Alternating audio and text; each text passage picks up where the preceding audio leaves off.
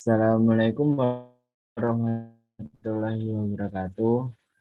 Salam sejahtera bagi kita semua. Om Swastiastu, Namo Buddhaya, salam kebajikan. Nama saya Muhammad Sadiq Wahyurianto, NPM 210302042 dan partner saya Mektildis Vanessa Cesarika, NPM 210320101052. Kami dari Paralel E032. Studi kasus kali ini kita membahas tentang bagaimana cara kerja fitur chat system pada WA bisnis atau online shop dengan bahasa pemrograman Python dan aplikasi editornya VS Code. Pada studi kasus kali ini, kita menggunakan 7 tipe data, diantaranya 1. String, 2 numerik, 3 boolean, 4 list, 5 tuple, 6 set, 7 dictionary. Yang pertama, penggunaan tipe data string dalam studi kasus ini banyak kita terapkan di bagian instruksi print dan input serta pada pemberian nilai variabel.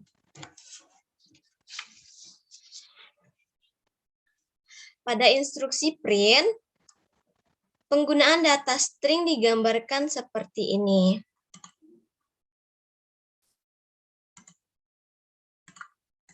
Pada instruksi print, seperti ini.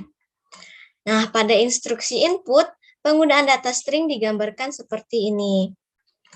Kosong di sini artinya dapat digunakan sebagai penyedia ruangan di terminal. Agar dapat diisi apa saja atau sebagai kolom chat yang digunakan untuk memanggil instruksi selanjutnya. Pada pemberian nilai variabel, penggunaan string dapat digambarkan seperti ini. Putra atau putri di sini sebagai opsi yang nantinya akan ditulis salah satu pada terminal yang nantinya hasil dari penulisan tersebut berlaku sebagai nilai variabel dari kebutuhan. Print di sini juga berguna untuk menampilkan nilai variabel dalam beberapa tipe data. String itu digambarkan dengan tanda penggunaan tanda petik 1, tanda petik 1, tanda petik 2, dan tanda petik 1 3 kali dengan syarat penulisan nilai variabel itu berupa karakter. Pada studi kasus kali ini, penggunaan numerik kita tampilkan dalam bentuk nominal harga seperti ini. Tipe data numerik ada 3, yaitu integer atau bilangan bulat, float atau pecahan atau desimal, dan kompleks yang dapat ditulis dengan kombinasi angka dan huruf C dan L. Dan di sini juga terdapat tipe boolean yang digambarkan dengan penggunaan percabangan if, elif,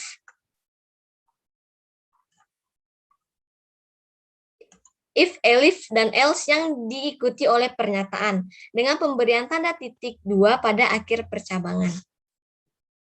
Selanjutnya akan dilanjutkan oleh partner saya.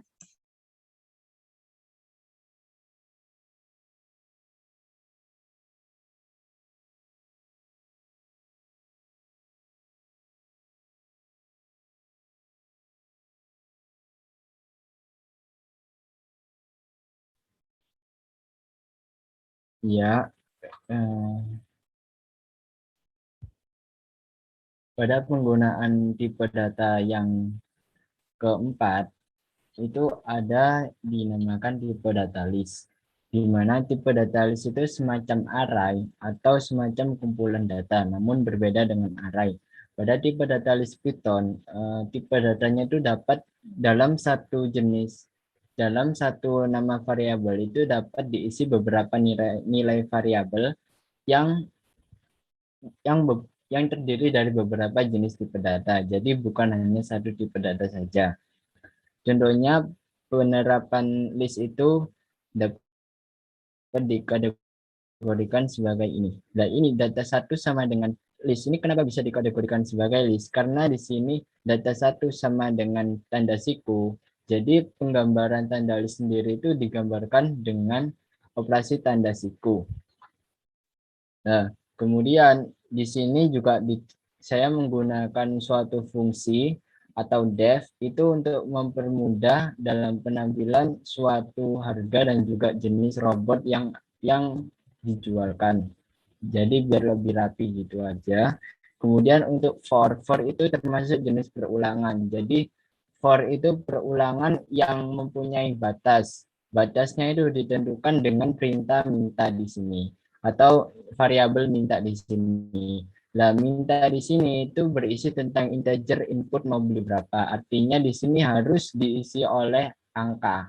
Jadi ketika kita di sini diisi oleh bukan angka, maka dia akan error atau tidak bisa melangkah ke tahap selanjutnya. Itu. Jadi di sini ketika kita tulis 1, maka di sini nilai input nama robot ke ini bakal tulis 1 doang. Tapi kalau misal mau beli berapa 2, berarti di sini nanti bisa bercabang. Jadi bisa nama robot ke 1, bisa nama robot kedua. Lah, cara kita dalam memasukkan bagaimana sih cara kita dalam memasukkan ketika kita sudah menginput suatu nilai, lah kita mau masukin ke data list, lah itu pakai cara kayak gini. Digeser Nes, digeser, bukan dibawain, digeser. Terusin dikit. Nah ini kan di sini kan nilai sama dengan input nama robot ke, lah ini format x+1, artinya tuh x di sini tuh didefinisikan sebagai apa ya, kayak perulangan yang tidak ada hentinya gitu. Tapi di sini juga ditentukan berdasarkan mau beli berapa ini tadi. Jadi misal di sini 3, maka x+1-nya juga akan berhenti di 3 nanti. Gitu. Data 1 dot append nilai. Append di sini itu merupakan salah satu metode dalam list yang berfungsi untuk kayak menambahkan. Jadi nilai yang ada di input ini nanti ketika kita misal nulis nilai input nama robot ke 1, misalnya Gundam, maka nanti dia akan ditaruh di data 1 sebagai tipe data list. Kemudian ketika kita mintanya 2, berarti ada lagi input nama robot kedua. Ketika kita tulis so-nya, maka nanti nilai variabel yang sudah kita tulis nanti akan juga muncul di data 1 yang sudah diberi tanda siku tersebut. Jadi kumpulan data yang masih dalam satu jenis tipe data, yaitu tipe data string. Tuh. Kemudian saya di sini akan menjelaskan tentang penggunaan tipe data tuple di atas Nes. Atas. Nah, dalam studi kasus ini, saya di sini menggunakan tipe data tuple sebagai nomor dan juga nama. Jadi ini penggambarannya seperti tampilan pada WhatsApp gitu. Jadi ketika saya buka WhatsApp, kan pasti ada nama sama nomor teleponnya. Lah itu saya tampilin langsung. Jadi dalam artian tipe data tuple itu tipe data yang yang nggak bisa terlalu digunakan banyak operasi. Dalam artian dia itu bersifat tetap. Jadi lebih baik digunakan kayak penggunaan ID, jadi kayak penggunaan NIK gitu itu biasanya. Terus nomor telepon kan juga nggak mungkin diganti. Dalam artian diganti itu diganti secara beruntun. Jadi bukan diganti lewat gambarannya langsung yang di sini. Kan kalau misal ini kita ganti 0878, 9-nya kita langsung ganti 8, itu emang bisa. Tapi kan nggak mungkin bisa ketika kita enter, kita tambah di sini input untuk mengganti nomor, itu nggak akan bisa gitu. Kemudian atau pakai perintah append gitu juga nggak akan bisa. Jadi ini tuh sifatnya tetap gitu. Dan tipe data tuple sendiri itu juga masih memiliki nomor indeks. tetapi dia tidak bisa digunakan untuk mengganti salah satu nilai dari variabel data tuple dengan nomor indeks gitu. Kemudian di sini juga nama di sini sebagai string, nomor di sini juga sebagai string. Kenapa saya sebut sebagai string? Karena di sini tuh ada penggunaan tanda titik satu. Gitu. Jadi tuple, list, terus kemudian tuple, list, set, dan dictionary itu sama-sama dalam bentuk array. Jadi dia itu tetap berdasar pada kumpulan tipe data. Gitu. Kemudian saya akan jelaskan tentang tipe dataset di bawah ini. Ya, bentar. Nih. Lah, saya di sini menggunakan tipe dataset sebagai pemberian atau pemberian suatu ID pembeli, baik itu ID atau password, itu kan lebih. Jadi dalam artian di sini saya mengapa saya menggunakan untuk tipe ID? Di sini tuh untuk memudahkan. Jadi ketika kita sudah memesan suatu barang kan tidak mungkin apa ya. Semisal ID-nya itu selalu sama dalam setiap satu nama orang kan tidak mungkin. Jadi saya di sini menggunakan tipe dataset karena tipe dataset itu tidak memiliki nomor indeks atau dia itu lebih bersifat kehimpunan. Jadi dia tidak menyatakan urutan. Jadi ketika di print bolak-balik maka dia akan bisa berganti-ganti. Namun pada studi kasus kali ini saya menambahkan beberapa metode-metode yang berguna untuk dapat menyatukan antara tipe dataset A dan juga tipe dataset B, yaitu dengan metode union. Nah, union sendiri kan pada saat matematika itu digunakan sebagai himpunan atau yang berlambang U itu dinyatakan sebagai gabungan. Jadi bisa dikategorikan bahwa tipe dataset itu sama dengan tipe data himpunan karena dia juga tidak memiliki urutan. Begitu. Kemudian di sini yang terakhir itu ada tipe data dictionary. Dictionary sendiri itu digunakan untuk dapat menyatakan dictionary sendiri itu bisa berisi key dan juga value. Key di situ sebagai kunci. Jadi semisal kita nulis nama pembeli, siapa, ID pembeli, berapa, alamat tujuan berapa, itu bisa diganti dengan berdasarkan nama variabel yang sudah kita buat. Jadi misal nama pembelinya kan kalau misal kita tulis biasa di sini, maka nanti kan nama pembelinya nggak sesuai sama yang di sini. Nah, kita bisa menggantinya. Jadi ketika kita di sini H sama dengan input nama pembeli, maka di nama pembeli di sini kita bisa menjadikan H itu sebagai nilai dari nama pembeli.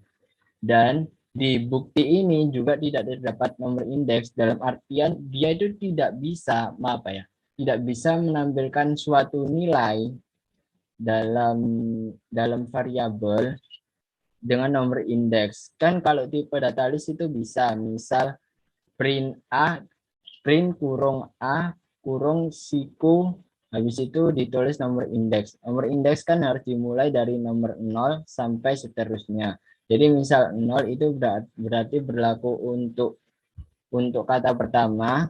Kemudian untuk untuk penggunaan dictionary sendiri itu diganti. Jadi penggunaan indeks itu bisa diibaratkan sebagai key. Jadi kita bisa menampilkan nilai dari H itu dengan instruksi sebagai berikut.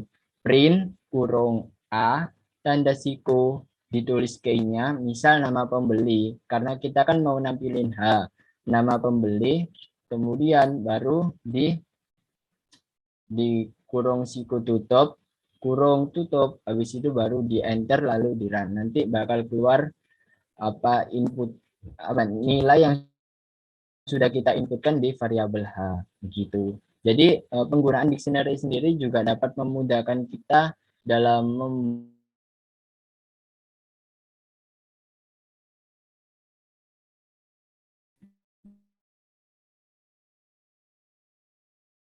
pencarian.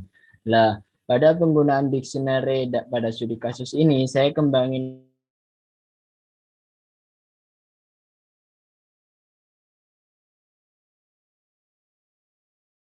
Dalam artian ini kan cuma ada satu buktinya, maka dia akan nampilnya juga cuma satu. Tapi ketika saya tulis dua, maka dia key dan value-nya juga akan dua. Yang akan yang akan di print nanti itu dalam bentuk begini. Jadi nama pembeli Akbar, ID pembeli langsung keluar dari yang sudah saya tulis tadi, dari A.union B, yang artinya dari tipe dataset ini tadi yang digabungin.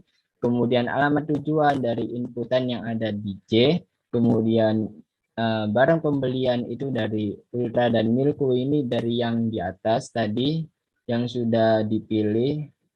Terus total pembayaran itu juga harus ditulis dengan dengan harus didahului oleh suatu operator juga, operator aritmatika.